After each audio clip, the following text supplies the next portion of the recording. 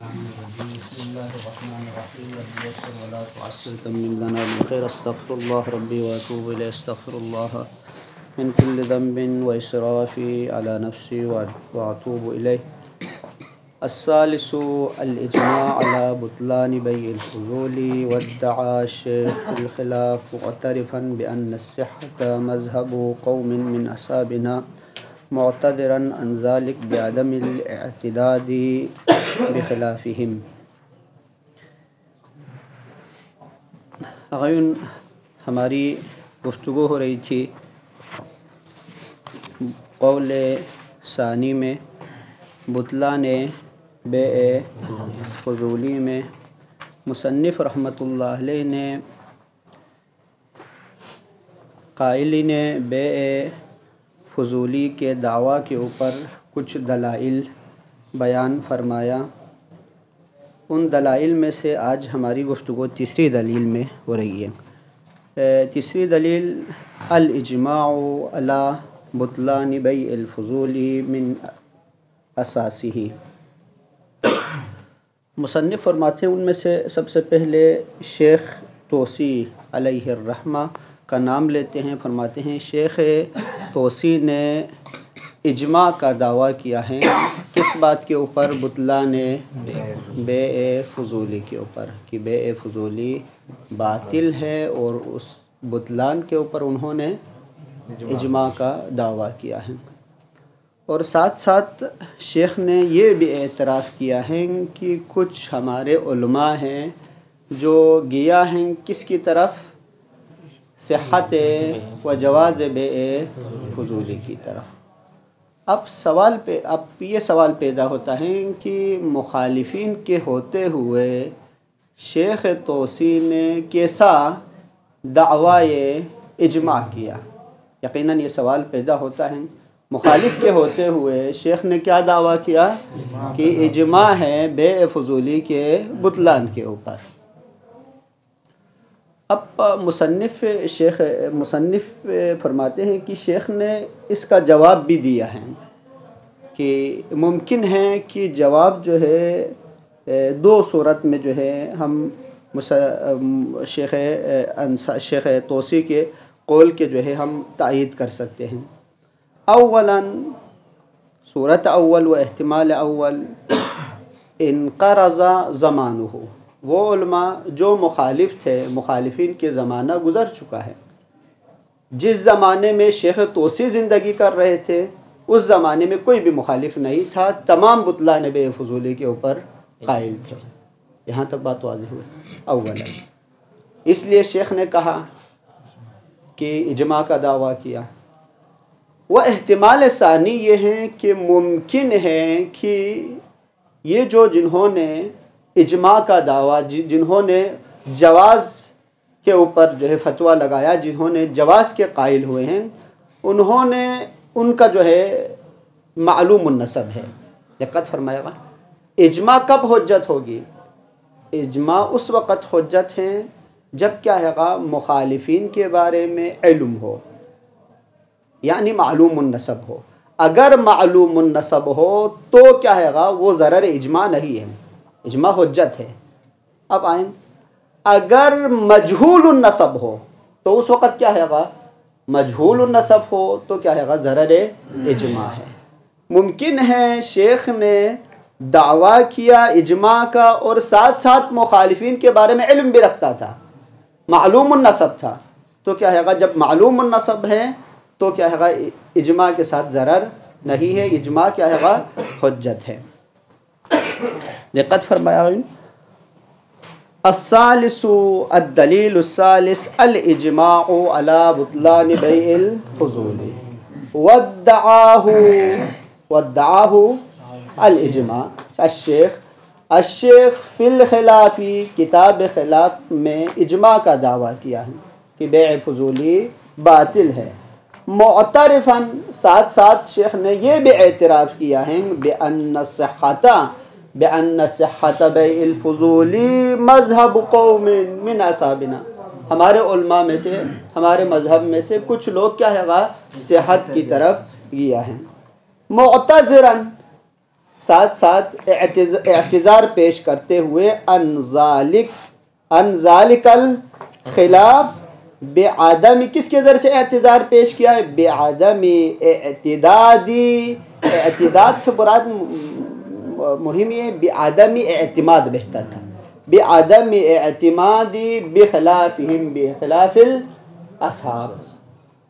وادعاہ، ساتھ ساتھ شیخ کے ساتھ جو ہے ابن زہرہ نے کتاب غنیہ میں بھی دعوی اجماع کا دعویٰ کیا ہے کہ بیع فضولی کیا ہے گا؟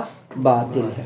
وادعا الحلی، ابن ادریس حلی نے فی باب المضاربتی، کتاب باب مضاربہ میں انہوں نے یہ دعویٰ کیا ہے عدم الخلاف فی بطلان شراء الغاصب، شراء غاصب کے بطلان ہونے میں، باطل ہونے میں کیا ہے گا؟ کوئی خلاف موجود نہیں ہے. کب؟ اذا اشترا، جب غاصب نے کوئی ایسی چیز کو خریدی بعین المغصوب، عین مغصوب کے ذریعے سے، عین مغصوب کے ذریعے سے کوئی چیز خریدیں تو کیا ہے گا؟ وہ کیا ہے گا؟ اس کے بطلان میں کوئی شک و شبہ نہیں ہے، اس میں کوئی اختلاف نہیں ہے. دقت فرمائے گا، یہاں ایک یقیناً ایک اشکال جو ہے آپ لوگوں کے ذہن میں آئیں گے. یہاں پر مصنف نے وادعا حلی بباب المضاربۃ عدم الخلاف فی بطلان شراء الفضولی، شراء الغاصبی، ہماری گفتگو کس میں ہو رہی ہے؟ بے فضولی میں. تو یہاں پر انہوں نے کس میں دعویٰ کا اجماع کیا ہے؟ کس کا دعویٰ؟ حسن تم شراء غاصب میں. اولاً ہماری گفتگو بے فضولی میں ہے، نہ کہ شراء فضولی میں. ثانیاً کہ یہاں پر جو انہوں نے علامہ حلی نے باب مضاربہ میں شراء غاصب سے گفتگو کی ہے، غاصب میں ہماری گفتگو نہیں ہے. دقت فرمایا. تو پس کیا ہے؟ یہ سوال یہاں پر موجود ہے. مصنف جو ہے فرماتے ہیں کہ ممکن ہے ہم جواب دے دیں، کچھ شروحات میں، کچھ تعلیقات میں بھی یہی جواب جو ہے موجود ہے. وہ جواب یہ ہیں کہ دو شروط کی بنا پر ہم ان کے کلام کی وضاحت اور توجیہ بیان کر سکتے ہیں. وہ یہ ہیں، دقت فرمایا. شرط اول یہ ہے کہ ہم کہیں شراء اور اولاً شراء اور فضول میں کوئی فرق نہیں ہے، حالانکہ علماء فرق کے قائل ہیں. وثانیاً ہم یہ کہیں کہ غاصب و کیا ہے گا؟ فضولی کے درمیان کوئی فرق نہیں ہے، دونوں مال غیر ہے. اگر ہم ان دو مبنا کو مان لیں تو نتیجے میں یہ دلیل بنے گی، وہ مؤید بنے گی کس کے اوپر؟ بطلان بے فضولی کے اوپر. اگر ہم ان دو احتمال، دو شروط کو نہ مانیں کہ بے فضولی و شراء فضولی میں فرق ہے، بے فضولی فی وادن و شراء فضولی فی وادن، ان دونوں کے درمیان کوئی ربط نہیں ہے. اور ہم شرط ثانی کے بھی قائل ہو جائیں کہ غاصب و فضولی کے درمیان بھی فرق ہے، تو کیا ہے گا؟ یہ جو عبارت جو ہے دلیل نہیں بنے گی، وہ مؤید نہیں بنے گی، کس کے لیے آگا؟ بطلان بے فضولی کے لیے. مگر ان دو شرائط کو ہم مان لیں. کون سی شرائط؟ کہ ان دونوں کے درمیان فرق نہیں ہے، چاہے شراء و بے و غاصب و فضولی کے درمیان، تب یہ دلیل بنے گی، ورنہ کیا ہے گا؟ یہ دلیل نہیں بنے گی. والجواب عدم الظن بالاجماع بل الظن بعدمه. جواب مصنف رحمت اللہ علیہ جو ہے دو جواب دیتے ہیں. کس سے آغا؟ دعوی اجماع سے. جواب اول یہ ہے کہ اجماع کب حجت ہے؟ اجماع تب حجت ہے جب اجماع کے وجود کے اوپر یقین ہے. ایک. وثانیاً اجماع کے ذریعے سے مکلف کے لیے، قائلین کے لیے یقین حاصل ہے، تب اجماع حجت ہے. یہاں تک بات واضح ہے.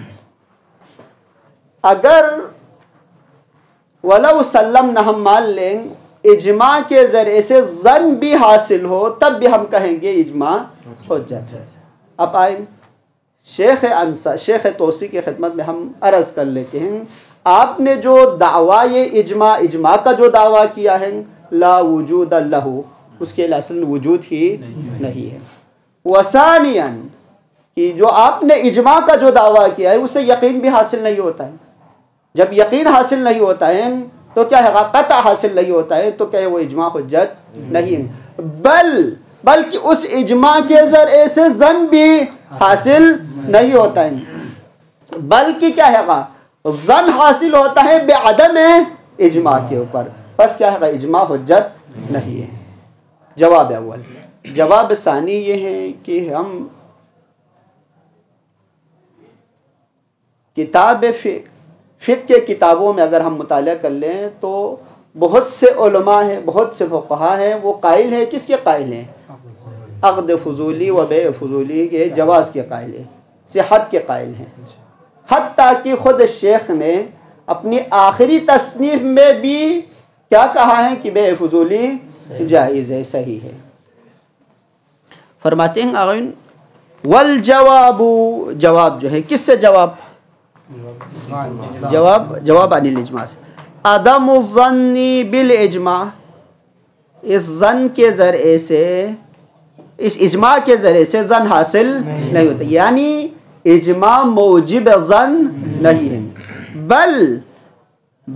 بل کیا ہے، بلکہ بل الظن بعدمہ، بلکہ یہ ظن حاصل ہوتا ہے بعدم اجماع کے اوپر.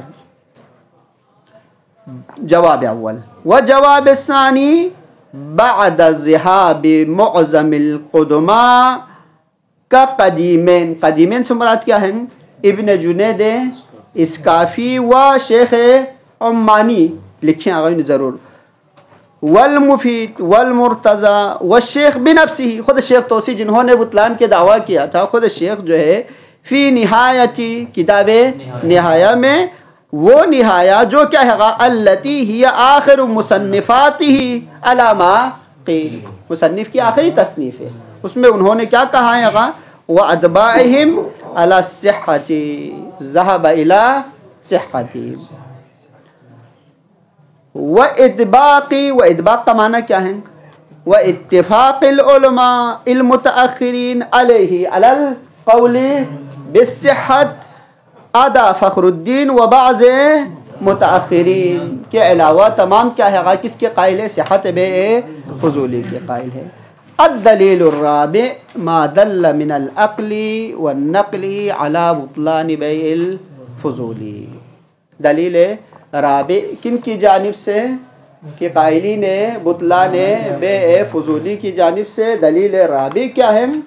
کہ دلیل عقلی ہے، کہ عقل دلالت کرتی ہے کس بات کے اوپر؟ کیا ہے بطلان بیع فضولی کے اوپر. مصنف رحمۃ اللہ علیہ نے صغرا کبرا کے ذریعے سے انہوں نے ثابت کیا ہے کہ بیع فضولی کیا ہے باطل ہے.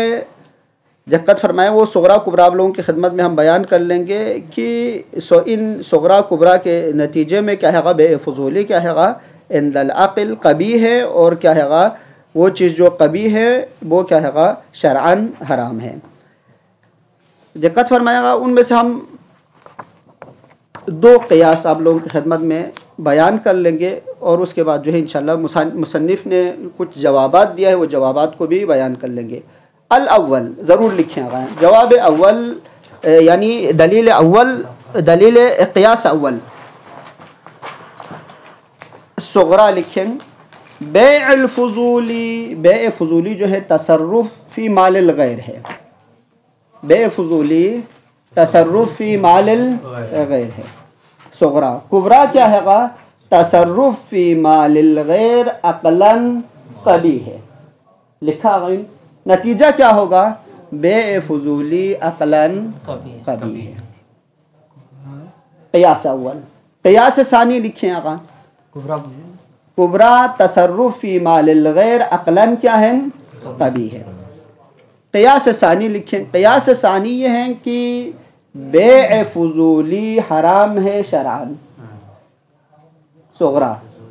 کبرا کیا ہے کبرا یہ ہے کہ وہ چیز جو کیا ہے حرمت ہے شرعاً تستلزم الفساد، الحرمت شرعا تستلزم الفساد. احسنتم.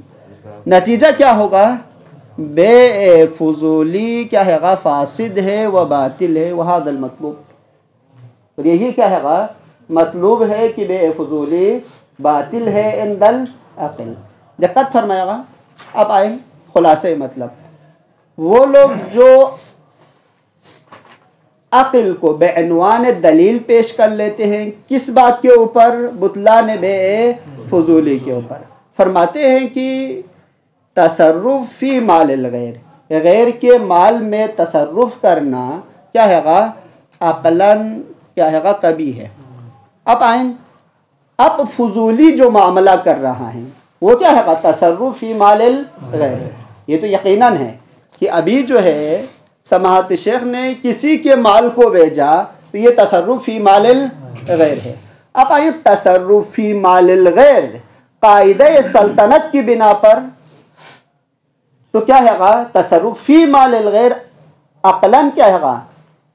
عقل انسانی کیا کہتا ہے؟ یہ قبیح ہے. یہاں تک بات واضح ہے.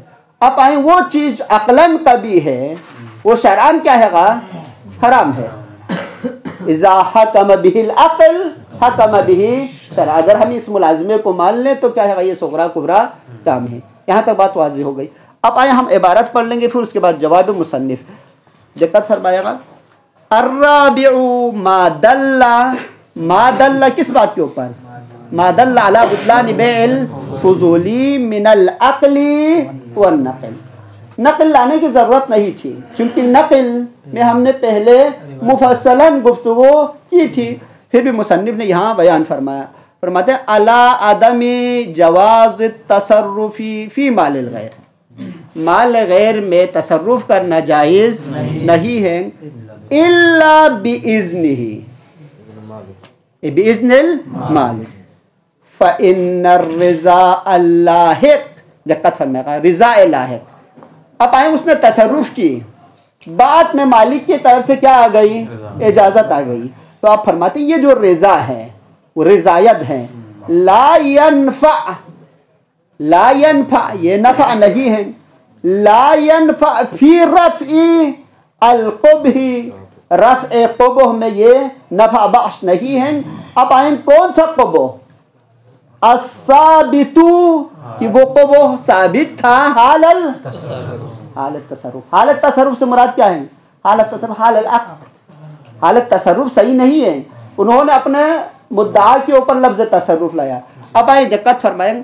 حال العقد، حال العقد میں جو کیا تھا گا؟ جو قبح تھا اذن سابق اس کو رفع نہیں. اب آئیں یہاں تک دلیل عقلی ہے. ففی کانہ معید ہے دلیل نقلی. ما دل علی العقل و نقل کہاں؟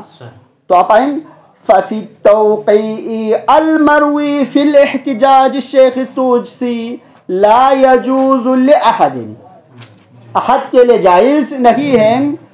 کیا جائز نہیں ہے؟ ان یتصرف فی مال غیرہ، مال غیر میں تصرف کر لے.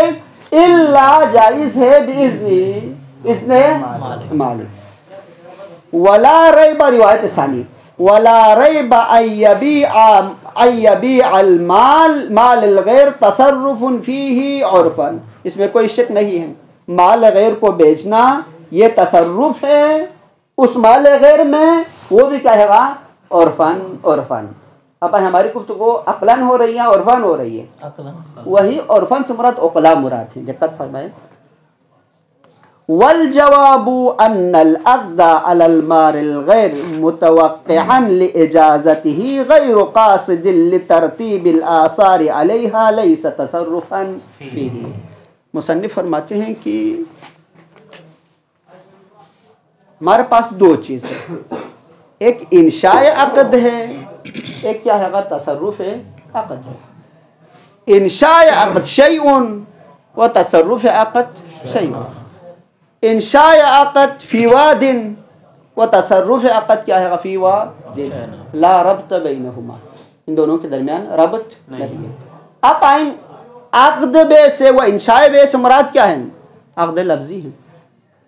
عقد لفظی ہے. تصرف سے مراد کیا ہے؟ تصرف سے مراد نقل و انتقال، قبض و اقباض. دقت فرمائے گا. وہ علماء جنہوں نے قاعدہ عقلیہ کو یا دلیل عقلیہ کو دلیل قرار دیا، اب ان کے دلیل کس چیز کے اوپر موقوف تھی، کس چیز کے اوپر مرکوز تھی؟ تصرف کے اوپر. کہا تصرف مال غیر قبح ہے، تصرف مال بالغیر حرام ہے. یعنی ہم و غم جو ہے دلیل عقلی کس کے اوپر مرکوز؟ تصرف کے اوپر. فرماتے تصرف میں ہماری گفتگو نہیں ہے، ہماری گفتگو عقد فضولی میں ہے، انشاء عقد فضولی میں ہے. تو فرماتے ہیں کہ تصرف ہے، بل ہم بھی کہتے ہیں کہ عقلاً قبیح ہے و شرعاً کیا ہے؟ حرام ہے. دقت فرمائیں. جواب اول یہ ہے، والجواب ان العقد، اوپر لکھے عقد لفظی، عقد سے مراد عقد لفظی، علی مال الغیر، مال غیر کے اوپر جو عقد ہے، متوقعاً اس امید کے اوپر، یعنی اس امید کے ساتھ. متوقع سے مراد کیا ہے؟ بمعنی توقع سے، توقع اس امید کے ساتھ. کس امید کے ساتھ؟ لِإِجَازَتِهِ، اجازت مالک، وہ بھی کیا ہے؟ غیر قاصد لترتیب الآثار علیہا علی العقد. یہ جو ہے لیس تصرفا فیہ، لیس تصرفا فی مال الغیر، یہ تصرف نہیں ہے. فقط کیا ہے؟ اس امید کی بنا پر کہ مالک بعد میں اجازت دے دیں گے، کہہ کر عقد کرنا، ایجاب و قبول کیا ہے؟ یہ تصرف بھی مال الغیر نہیں ہے. جب تصرف بھی مال الغیر نہیں ہے تو کیا ہے؟ حرام بھی نہیں ہے. اب آئیں، یہ اشکال صغروی ہے یا کبروی ہے؟ اشکال صغروی ہے. بے الفضولی تصرف فی مال الغیر کا. تو فرماتے ہیں، ابھی مصنف فرماتے ہیں جو آپ نے صغرا بنائے وہ صغرا کے اوپر اشکال ہے. بے فضولی و عقد فضولی لیس تصرفا فی مال الغیر. یہاں تک بات واضح ہو گئی. اب نعم لو فرض کون العقد علتا تامتا ولو عرفا لحصول الآثار كما هو في بيع المالك او الغاصب المستقل كان الحكم العقد جوازا ومنعا حکم معلوله المترتب علیہ. دقت فرمایا گیا. ہاں، نعم سے مراد یہ ہے کہ اگر عقد جو ہے، لفظ عقد لفظی علت تامہ ہو، کس کے لیے؟ ہم صحت عقد کے لیے، ہم آثار عقد کے لیے، تو اس وقت کیا ہے؟ بالکل درست ہے. دقت فرمایا گا. ہم نے کیا فرمایا؟ ہم نے یہ کہا تھا کہ عقد و تصرف میں کیا ہے؟ فرق ہے. عقد شیء و تصرف شیء. تصرف کے لیے اجازت کی ضرورت ہے، مگر عقد کے لیے اجازت کی ضرورت نہیں ہے. اس امید کے ساتھ کہ مالک بعد میں اجازت دے دیں گے تو عقد کیا ہے؟ صحیح ہے. تصرف میں کیا ہے؟ باید مالک کی اجازت ضروری ہے، شرط ہے. تو بس ان دونوں کے درمیان کیا ہوا؟ فرق ہوا. اب آئیں، اگر آپ یہ کہیں عقد علت تامہ ہے، کس کے لیے علت تامہ ہے؟ کہ ہم انشاء و ہم کیا ہے؟ تصرف کے لیے. اگر یہ کہیں تو بالکل آپ کے بات کیا ہے؟ درست ہے. اور ہم قائل نہیں ہیں کہ بے فضولی میں کیا ہے؟ فضولی جو عقد، جو ایجاب و قبول، جو عقد اس سے صادر ہوتا ہے، وہ علت تامہ نہیں ہے. مصنف جو ہے ایک دو مثال دیتے ہیں کہ وہ مثال یہ ہیں، وہ عقد جو علت تامہ ہو، جیسا کہ اگر کوئی مالک کیا کر لے گا؟ معاملہ کر لے، عقد کر لے، تو فرماتے مالک کا عقد کرنا کیا ہے؟ علت تامہ ہے. کس اعتبار سے؟ ہم عقد، ہم انشاء صحیح ہے، ہم تصرف بھی صحیح ہے. دقت فرمائیں. اسی طرح کیا ہے؟ غاصب کا بے. اگر غاصب کا بے ہم کیا مان لے گا؟ دقت فرمائیں. غاصب کا بے جو ہے بیع ما فی الذمی و کلی مان لیں تو وہ کیا ہے؟ وہ بھی علت تامہ ہے. اب آئیں، غاصب جب معاملہ کر لیتا ہے تو اس میں دو صورت سے خالی نہیں ہے. تو مالک میں تو واقعاً آپ لوگوں کو واضح ہوا کہ مالک جو معاملہ کر لیتا ہے، عقد کر لیتا ہے، تو وہ علت تامہ ہے. ہم صحیح ہیں، ہم کیا ہے؟ ہم تصرف کا حق رکھتا ہے. یہاں تک بات واضح ہوئی. اب سوال یہ ہوتا ہے کہ غاصب کا بے بھی کیا ہے گا علت تامہ ہے. یہاں سوال پیدا ہوتا ہے حالانکہ غاصب کیا ہے گا فی مال غیر میں. تو فرماتے ہیں غاصب کا جو بے ہے کیا ہے گا اس میں دو احتمال ہیں. احتمال اول ما فی ذمی ہے, احتمال ثانی کیا ہے گا ما فی ذمی نہیں ہے, شخصی ہیں. اب آئیں بے کلی و بے شخصی میں فرق ہے. اگر غاصب کلی کا جو بے ہے وہ کلی ہو تو فرماتے ہیں صحیح ہے, یعنی ما فی ذمی ہو تو صحیح ہے. اگر شخصی ہو تو صحیح نہیں ہے, چونکہ یہ مال تصرف فی مال غیر ہے, وہ قاعدہ کلیہ جاری ہوگا. اب آئیں ایک مثال دے دیں گے جو ما فی ذمی ہے اور ایک مثال دے دیں گے جو ما فی کیا ہے شخصی ہے. مثال کے طور پر میں نے سماحت شیخ سے کیا ہے 10,000 جو ہے غصب کیا اور اپنی جیب میں رکھا اور چلا گیا کہاں بازار. دقت میں بازار گیا تو دقت میں بازار گیا تو 10,000 میں سے چونکہ میرے جیب میں اپنا 10,000 بھی تھا اور شیخ صاحب کے 10,000 بھی تھا, ان دو 10,000 میں سے ایک 10,000 سے میں نے کچھ خریدی. اب آئیں یہاں معین نہیں ہے, کچھ چیز خریدی. اس بے کو کیا کہیں گے, اس شراء کو, اس بے کو کیا کہیں گے ما فی ذمی کلی کہیں گے. تو فرماتی یہ صحیح ہے, اس میں کوئی شک و شبہ نہیں ہے. اب آئیں میں نے جو شیخ صاحب سے جو 10,000 لیا تھا, جو غصب کیا تھا, اسی سے کوئی چیز خریدی. اب فرماتے یہ کیا ہے گا شخصی ہے. یہاں تک اب وہ بے جو کیا ہے گا کس کی جانب سے ہو, غاصب کی جانب سے ہو اور کلی یہ ما فی ذمی ہو تو وہ کیا ہے گا وہ بے علت تامہ ہے, وہ مستقل ہے اور اس کے اوپر اس میں تصرف بھی کیا ہے گا غاصب کیا تصرف کا بھی حق رکھتا ہے. یہ قد فرمائے گا نعم لو فرض کون العقد, نعم لو فرض کون العقد علتا تامتا, اگر ہم فرض کر لیں کہ عقد جو ہے یعنی عقد سے مراد عقد لفظی علت تامہ ہے, ولو عرفن اگرچہ علت تامہ ہونا کیا ہو عند العرف ہو, کس کے لیے لحصول الآثار لحصول النقل والانتقال کے لیے. جیسا کہ مصنف دو مثال دے رہے, کما فی بیع المالک, مالک کوئی معاملہ کر لیں, والغاصب المستقل, غاصب مستقل, تو کیا ہے گا کان الحکم العقد, اس عقد کا حکم جوازاً جائز ہونے کے اعتبار سے, ومنعاً منع کے اعتبار سے. دقت فرمائیں کیا ہوگا آغا حکم معلول ہی, حکم معلول ہے.